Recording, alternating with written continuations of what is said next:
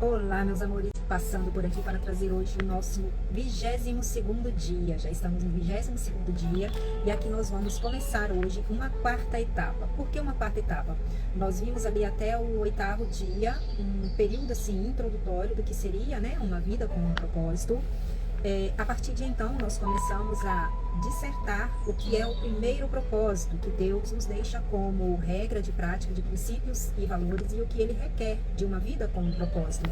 E dentro desse primeiro propósito, nós vimos o seguinte: nós fomos planejados para agradar a Deus. E ali nós trabalhamos temas como Deus sorri quando você confia nele, a essência da adoração é a rendição, Deus quer ser seu melhor amigo, estou tão perto de Deus quanto escolhi estar, Deus me quer por inteiro, que é a verdadeira adoração, aquela que sai do coração e não a da boca, e Deus é real a despeito de como você se sente. Ali nós encerramos, né, essa segunda etapa do primeiro propósito que Deus nos deixa e adentramos ao segundo propósito de vida que Deus nos deixa como exemplo. E ali nós estivemos estudando os seguintes temas. Nós fomos formados para fazer parte da família de Deus. Trabalhamos temas como: fui moldado para pertencer à família de Deus, a vida consiste em amar, sou chamado para participar e não somente para crer, preciso de outras pessoas em minha vida, eu não posso viver só, comunidade exige comprometimento e sempre vale a pena restaurar os relacionamentos, e tenho a responsabilidade de proteger a unidade da minha igreja em plena comunhão. E aqui nós vamos começar hoje o terceiro propósito, né? Vamos ver o que a palavra de hoje irá nos trazer para entendermos qual é o nosso terceiro propósito de termos uma vida, né, em plena comunhão e em propósitos, em concordância de propósito com o que Deus requer de nós. Você foi criado para se tornar semelhante a Cristo. Deixem que as raízes de vocês se aprofundem nele e extraiam dele a nutrição necessária. Cuide de continuar a crescer no Senhor e tornem-se fortes e vigorosos na verdade. E que a vida de vocês transbordem de alegria e de gratidão por tudo quanto ele tem feito por vocês. Está lá em Colossenses 2:7. Criado para se tornar semelhante a Cristo. Todos nós sabemos que nós somos feitos à imagem e semelhança de Deus, que é a tricotomia do ser. E Deus já sabia o que ele faria desde o início. Ele decidiu, desde o princípio, moldar a vida daqueles que o amam com os mesmos parâmetros da vida do seu próprio Filho. Nele vemos a forma original planejada para a nossa própria vida. Está em Romanos 8:29. Olhamos para o seu Filho e vemos o verdadeiro propósito de Deus em tudo o que foi criado. Colossenses 1:15, da Bíblia Mensagem. E o que a mensagem irá nos trazer em especial hoje? Você foi criado para se tornar semelhante a Cristo. Desde o princípio, o plano de Deus tem sido fazê-lo à semelhança de seu próprio Filho Jesus. Esse é o seu destino e o terceiro propósito de vida que Deus nos deixa. Deus anunciou a sua intenção ainda lá na criação. Através da palavra façamos o homem à nossa imagem e semelhança. Foi um comando da palavra façamos. Então Deus disse: façamos o homem à nossa imagem, conforme a nossa semelhança. Está lá em Gênesis. Em toda a criação, somente o homem foi feito à imagem de Deus. Esse é um grande privilégio que nos honra sobremaneira. Não sabemos tudo que essa frase abrange, mas conhecemos alguns dos aspectos que ela inclui. Tal como Deus, somos seres espirituais. Porque a tricotomia nos diz que somos compostos de corpo, alma e espírito. Nosso espírito é imortal e sobreviverá ao nosso corpo terreno. Mas um espírito e uma alma, para existir, ele precisa de um corpo. Nosso espírito é inteligente. Podemos pensar, ponderar e solucionar problemas. Assim como Deus, nós nos relacionamos. Podemos dar e receber amor verdadeiro e somos dotados de consciência moral. Podemos discernir entre o certo e o errado, o que nos torna responsáveis diante de Deus, saber o que devemos ou não fazer. A Bíblia diz que todas as pessoas, e não apenas os cristãos, detêm parte da imagem de Deus. Esse é o motivo pelo qual o assassinato e o aborto são errados. Mas a imagem está incompleta, tendo sido danificada e distorcida pelo pecado. Então Deus enviou Jesus para restaurar a plena imagem que havíamos perdido. Como o que se parece à plena imagem e semelhança de Deus? Deus se parece com Jesus Cristo. E a Bíblia diz que Jesus é a imagem de Deus, a imagem do Deus invisível e a expressão exata do seu ser. Ninguém jamais teve o poder de ver a Deus face a face. As pessoas usam frequentemente a expressão tal pai, tal filho, para se referir à semelhança familiar. Quando as pessoas veem a minha imagem em meus filhos, isso me agrada, e muito, porque a parte genética a gente carrega características, né? Assim como nós parecemos com nossos pais. Deus também quer que seus filhos tenham sua imagem e semelhança. E a Bíblia diz: você foi criado para ser semelhante a Deus, em justiça e em santidade. Deixe-me ser absolutamente claro com você. Você jamais se tornará igual a Deus, ou mesmo sendo a um Deus. Essa mentira arrogante é a mais antiga tentação do inimigo. O inimigo prometeu a Adão e Eva que, se seguissem o seu conselho, seriam como Deus. Muitas religiões e filosofias da nova era ainda promovem esta velha mentira, que somos divinos ou que podemos nos tornar deuses. O desejo de ser um Deus manifesta-se todas as vezes que tentamos controlar as nossas circunstâncias, nosso futuro e as pessoas ao nosso redor. Mas, como criaturas, jamais seremos o Criador. Deus não quer que você se torne um Deus. Ele quer que você se torne santo, assim como ele foi, em aproximação de santidade. E o que isso quer dizer? Para se tornar santo é que você assuma valores, atitudes e caráter próprios que ele determinou que nós tenhamos. E a Bíblia diz: busquem uma maneira completamente nova de viver, uma vida moldada por Deus, uma vida renovada no interior e que se demonstre na conduta de vocês. À medida que Deus reproduz detalhadamente o caráter dele em vocês, é seguir a vontade de Deus, é seguir aquilo que ele requer que nós façamos. O supremo objetivo de Deus para a sua vida na terra não é o conforto, mas o desenvolvimento do seu próprio caráter. Ele quer que você cresça espiritualmente e se torne semelhante a Cristo. Tornar-se semelhante a Cristo não significa perder a personalidade própria ou se tornar um clone automático de Cristo, sendo autônomo. Deus criou em você um caráter único, logo, logicamente, não quer destruí-lo. O cristianismo ocupa-se da transformação do caráter e não da personalidade. Deus quer que você desenvolva o tipo de caráter descrito nas bem-aventuranças de Jesus, nos frutos do Espírito, no grande capítulo de Paulo sobre o amor e na lista de Pedro das características de uma vida produtiva e eficiente. Toda vez que você esquece que o caráter é um dom dos propósitos de Deus para a sua vida, você se torna frustrado pela situação que o cerca. Você pensa consigo mesmo: por que isso está acontecendo comigo? Eu não mereço estar passando por isso. Eu sou tão santificado, eu sou tão puro. Por que estou passando por momentos tão difíceis? A resposta é que a vida deve ser difícil, sim. É isso que nos possibilita crescer. Lembre-se de que a terra não é o céu. Nós estamos aqui de passagem. Muitos cristãos interpretam erroneamente a promessa de Jesus de vida em abundância, como se fosse saúde perfeita, estilo de vida confortável, felicidade constante, plena realização dos sonhos e o alívio instantâneo dos problemas por meio da fé e da oração. Não. Seguir a Cristo é muito difícil. Tome sua cruz e o siga. Em poucas palavras, esperam que a vida cristã seja fácil. Espera que o céu seja aqui na terra. A diferença é como nós iremos lidar com as circunstâncias, com as adversidades, com as provações, né? Isso é que faz a diferença do como nós estaremos vivendo um céu na terra ou um inferno aqui na terra. São as questões das nossas próprias emoções. Essa perspectiva voltada para si mesmo trata Deus como se fosse o gênio da lâmpada, que existe tão somente para nos servir em nossa busca egoísta de realização pessoal. Mas Deus não é nosso criado e tampouco nosso mordomo. E caso nos deixemos levar pela ideia de que a vida deve ser fácil, ou ficaremos grandemente desapontados, ou viveremos nos recusando a aceitar a própria realidade da vida. Nunca se esqueça de que a vida não gira em torno de você, não do próprio umbigo. Você existe para os propósitos de Deus e não ao contrário. Porque Deus lhe proporciona um céu sobre a terra quando Ele já planejou o verdadeiro céu para você na eternidade?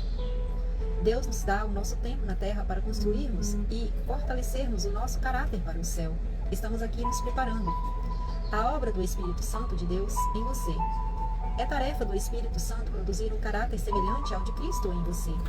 E a Bíblia nos diz: conforme o Espírito do Senhor opera em nós, tornamo-nos mais e mais como Ele e refletimos a sua glória cada vez mais. O processo de transformação pelo qual nos tornamos mais semelhantes a Jesus é chamado santificação. E esse é o terceiro propósito da sua vida sobre a terra. Você não pode reproduzir o caráter de Jesus por seus próprios esforços. Isso é dom de graça. É da graça imerecida. Decisões de ano novo, força de vontade e as melhores intenções não são suficientes. Somente o Espírito Santo tem o poder de realizar as transformações que Deus deseja para a nossa vida. E a Bíblia nos diz: Deus está operando em você, dando-lhe o desejo e a condição de obedecê-lo e o poder para fazer o que lhe agrada. Mencione o poder do Espírito Santo.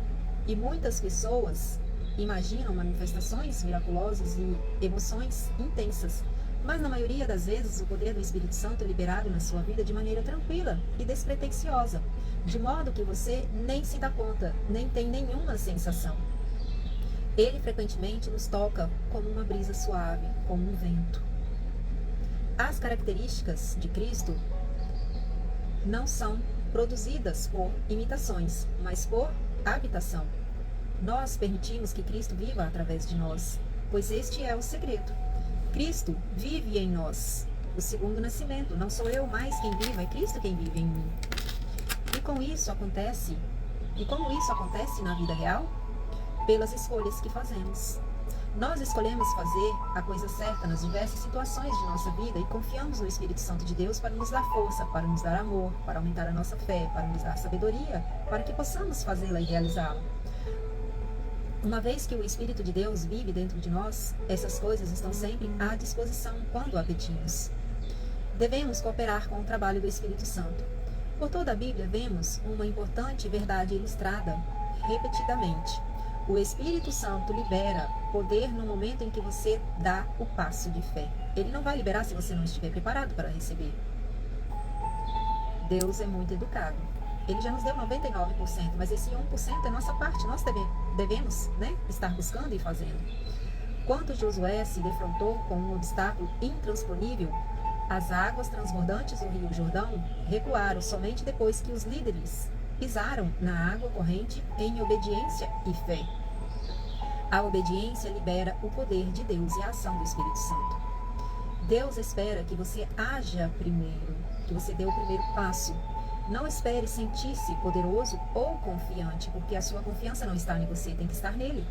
Siga adiante na sua fraqueza, fazendo a coisa certa a despeito de seus medos, de seus próprios sentimentos. É assim que você coopera com o Espírito Santo. E essa é a forma que seu caráter se desenvolve.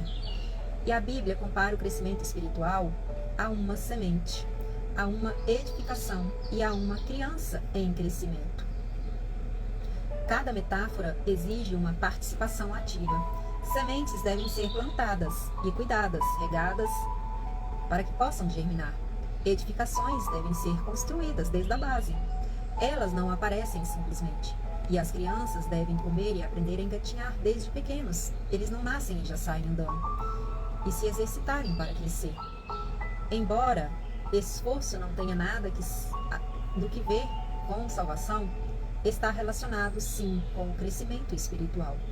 Pelo menos em 8 ocasiões no Novo Testamento recebemos a ordem de nos esforçarmos, a ordenança, em nosso crescimento, de estarmos buscando, de estarmos nos alimentando espiritualmente. E como nós fazemos isso? Alimentando a nossa fé e alimentando o nosso espírito, buscando na palavra, meditando na palavra, ouvindo da palavra, até nos tornarmos semelhantes a Jesus. Você não fica apenas por ali à espera do que irá acontecer, esperando que isso venha acontecer. É preciso agir. E Paulo explica em Efésios 4, 22 a 24, os 3 deveres para nos tornarmos semelhantes a Cristo. Em primeiro lugar, Devemos abandonar a nossa antiga maneira de agir. Tudo referente àquela antiga forma de viver tem de ir embora. Está completamente corrompida. Livrem-se dela. Em segundo lugar, ele nos exorta que devemos mudar a nossa forma de pensar. Metanoia, mudança de mentalidade. Deixe que o Espírito transforme a sua maneira de pensar. A Bíblia diz que somos transformados pela renovação da nossa mente. A palavra grega para transformado, que é o metamorfoses, usada em Romanos 2:12 e 2 Coríntios 3:18, é muito usada atualmente para descrever a fantasia e a fantástica transformação sofrida pela lagarta ao se tornar borboleta, que é a metamorfose. É uma bela descrição do que acontece espiritualmente conosco quando permitimos que Deus dirija os nossos pensamentos. Somos sim totalmente transformados de dentro para fora, tornando-nos mais belos e sendo liberados para voos mais altos. E é preciso sim entender que esse é um processo. É um processo. É aquele processo da lagarta estar rastejante. É aquele processo da pupa, onde ela vai para o seu interior, onde ela precisa ali ficar reclusa e ela não pode eclodir o seu casulo antes dela estar preparada, porque ali é um processo onde exige muita força de vontade, muito domínio próprio, muita introspecção para ela se autoconhecer. Por quê? Aquele momento ali que a gente entende que a lagarta não tem asas, sim, as suas asas já estavam compostas no seu corpo ali através de escamas.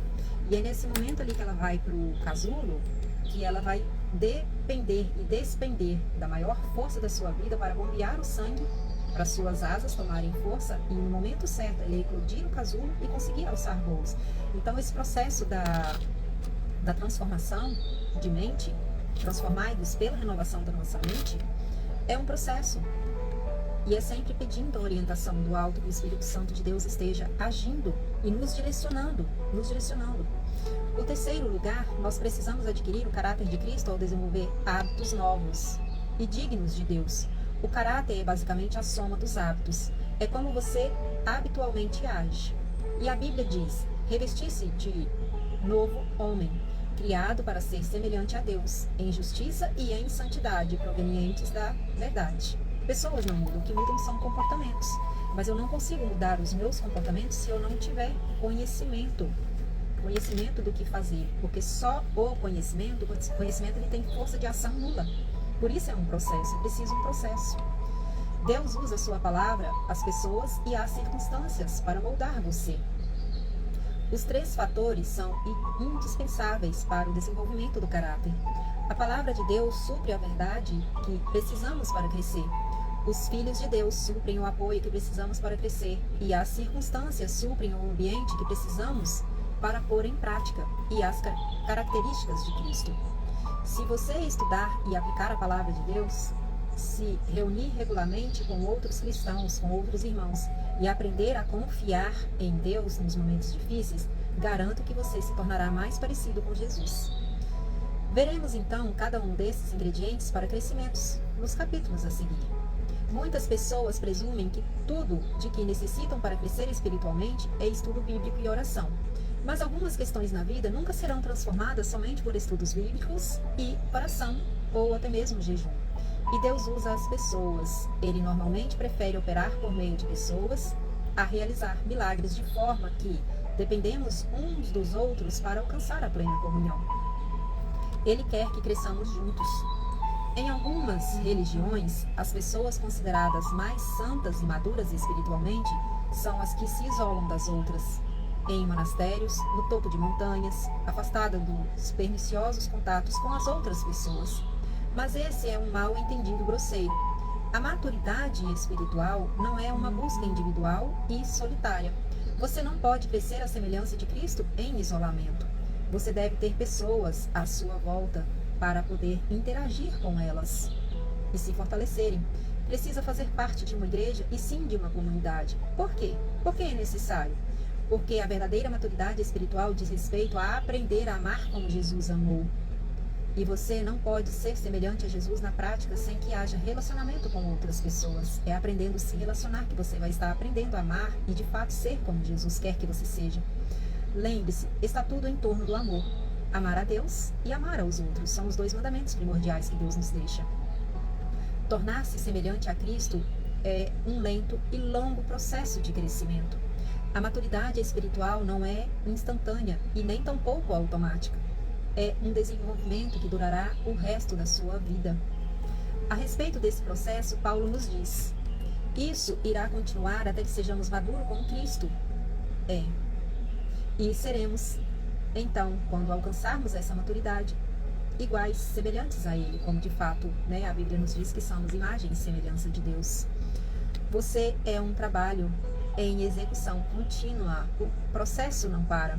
A sua transformação espiritual, no que se refere a desenvolver o caráter de Jesus, durará o resto da sua vida. E mesmo assim não será completada aqui na terra. Ela só estará terminada quando você for para o céu, ou quando Jesus voltar para te buscar. Naquele momento, qualquer componente não resolvido em seu caráter será posto no mesmo pacote.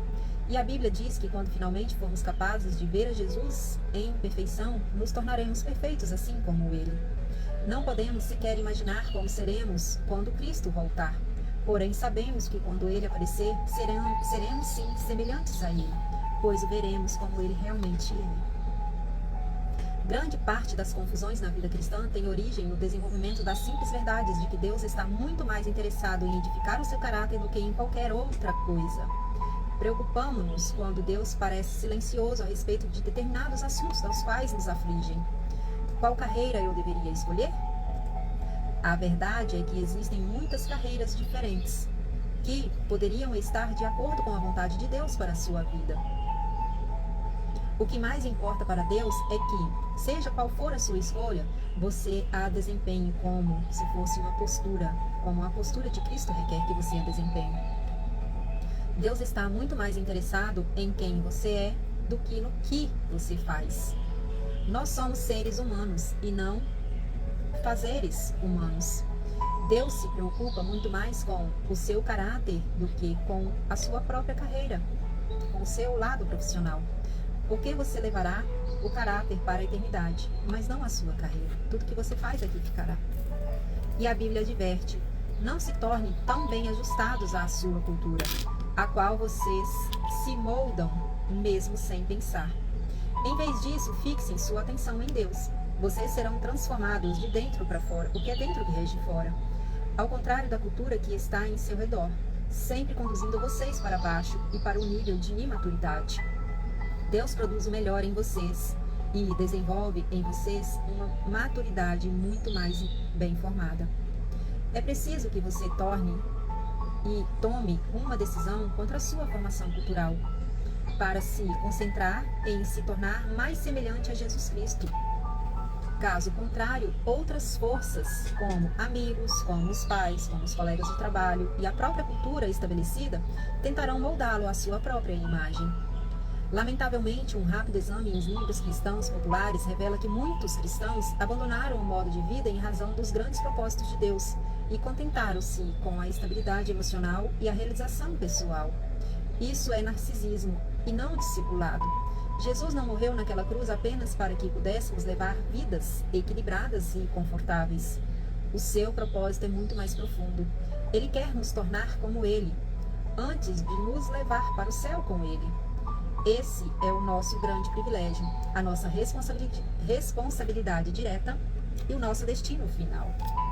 Pensando sobre o meu propósito, um tema para reflexão: fui criado para me tornar semelhante a Cristo. Um versículo para memorizar: conforme o Espírito do Senhor trabalha em nós, tornamos-nos mais e mais como Ele e refletimos ainda mais a sua glória. 2 Coríntios 3:18. Uma pergunta para meditar: no dia de hoje, em qual área da minha vida preciso rogar pela operação do Espírito Santo para me tornar mais semelhante a Cristo? Se a própria palavra diz que somos feitos à imagem e semelhança de Deus, Pai, Filho e Espírito Santo, o que falta em mim para que eu de fato consiga transparecer essa imagem de que sou sim a imagem e semelhança? Porque a própria palavra nos diz: somos sal e luz da terra. Ser luz é transmitir essa luz que emana do nosso ser.